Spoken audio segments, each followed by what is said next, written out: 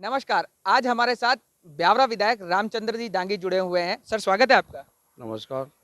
Sir, Madhya Pradesh में लगातार corona की रफ्तार बढ़ती जा रही है। क्या कहना चाहेंगे, किस तरह से बचना चाहिए लोगों को? देखिए, कोरोना पहले भी बढ़ा और लोग उससे डरे और डर करके लोगों ने सावधानियां की है, बरती है।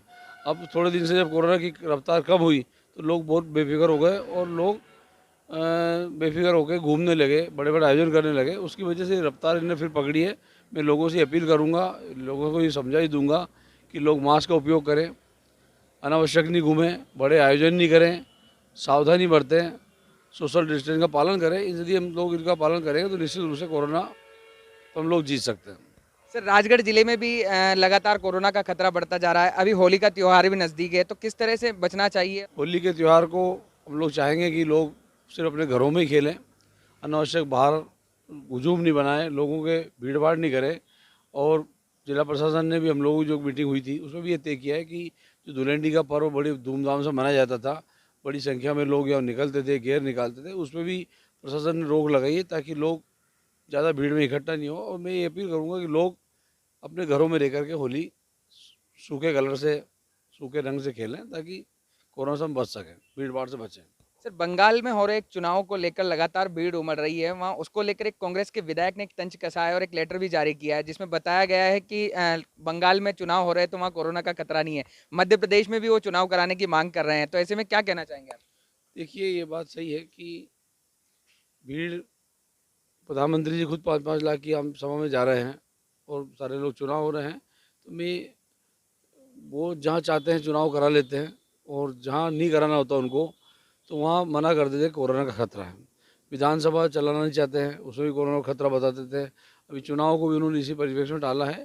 तो ये भारतीय जनता पार्टी की रणनीति है, उनको जो करना वो करते हैं। उन्हें कोरोना से कोई मतलब नहीं, देश से कोई मतलब नहीं। मध्य प्रदेश में भ्रष्टाचार लगातार बढ़ता जा रहा है, इस पर कोई लगाम नहीं निकल पा रही है, तो आप कांग्रेस से विधायक हैं, किस तरह की मांग? देखिए, मध्य प्रदेश में भारतीय जनता पार्टी की जो सरकार बनी है वो पूरी तरह खरीद फरोख्त करके सरकार बनी है। और इस समय मुख्यमंत्री बहुत कमज़ोर हैं प्रदेश के, और मुख्यमंत्री पर विधायकों का और मंत्रियों का बहुत ज़्यादा दबाव है। और वो, उनको खुली छूट मिली हुई है इस समय प्रदेश में लूट के लिए। और सारे स्तर पर भ्रष्टाचार खुले रूप से हो रहा है। जब मंत्री स्तर पर, बड़े स्तर पर भ्रष्टाचार होता है तो नीचे स्तर पर निश्चित उसका असर होता है। और निश्चित रूप से मैं कहूँगा इस समय सबसे अधिक चरम सीमा पर मध्य प्रदेश में भ्रष्टाचार है। और हम इसका विरोध कर रहे हैं, जहाँ भी होगा हमारा विरोध रहेगा, जनता को हम ये बातें बताएंगे। पर निश्चित रूप से भ्रष्टाचार इस समय चरम सीमा पर है। भारतीय जनता पार्टी लगातार आरोप लगा रही है कि 15 माह में जो कमलनाथ जी की सरकार रही है वो विकास कार्य नहीं हुए मध्य प्रदेश में। आप क्या कहना चाहेंगे इस पर? 15 महीने बहुत कम समय होता है कि सरकार के लिए। और 15 महीने में भी एक बार लोकसभा चुनाव हो गया, मतलब 10-12 महीने ही सरकार को मिले। फिर भी मैं कह सकता हूँ कि 15 महीने बनाम 15 वर्ष उन पर भारी हैं। 15 महीनों में उन्होंने जो प्रदेश की जनता के लिए किया, कि किसानों का कर्जा माफ़ किया, जिसमें 1-1 लाख तक का कर्जा माफ़ हुआ है, और आगे और भी प्लान था कि 2 लाख तक कर्जा माफ़ करेंगे। बहुत बड़ा ऐतिहासिक निर्णय था। दूसरा, भूमाफियाओं के खिलाफ कार्रवाई की, शुद्ध के लिए युद्ध लड़ा, भ्रष्टाचार के खिलाफ लड़ाई लड़ी, और भी जन हितैषी काम, गरीबों की पेंशन उन्होंने 300 की 600 रुपये की, कन्या विवाह जो पहले 21,000 मिलता था उसके 51,000 रुपये किए, और भी ऐसे बहुत सारे ऐसे निर्णय लिए। लेकिन उनको भारतीय जनता पार्टी के लोगों ने सरकार चलने नहीं दी।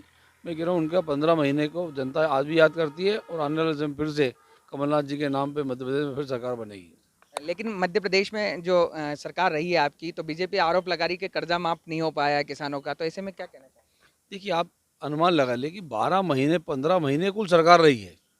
घोषणा पत्र 5 साल के लिए था, 5 साल में कर्जा माफ़ करते, 1 लाख तक का कर्जा माफ़। ये भारतीय जनता पार्टी की सरकार ने, इन्हीं के मंत्री कमल पटेल ने कहा है कि 27,000 करोड़, 11,000 करोड़ रुपए कर्जा माफ़ हुआ है। 27,000, 27 लाख किसानों का कर्जा माफ़ हुआ है। ये तो भारतीय जनता पार्टी सरकार ने जवाब दिया। वो कह रहे कर्जा माफ़ नहीं हुआ, अंदर तो जवाब सही देते हैं, बाहर आके झूठ बोलते हैं। आप 15 माह की बात कर रहे हैं, लेकिन राहुल जी ने 10 दिन में कर्जा माफ करने की बात कही। देखिए, 10 दिन का मतलब था 10 दिन में सरकार निर्णय ले। सरकार ने 10 दिन क्या, उसी दिन, ये जो कमलनाथ जी मुख्यमंत्री बने उसी दिन निर्णय कर दिया कि हम कर्जा माफ, सरकार सरकार कर्जा माफ करेगी। और जो सरकार द्वारा कर्जा माफ करने का निर्णय, उसी दिन हस्ताक्षर करके निर्णय दे दिया था कि हमारी सरकार कर्जा माफ करेगी। और उस प्रक्रिया में टाइम लगता ही है।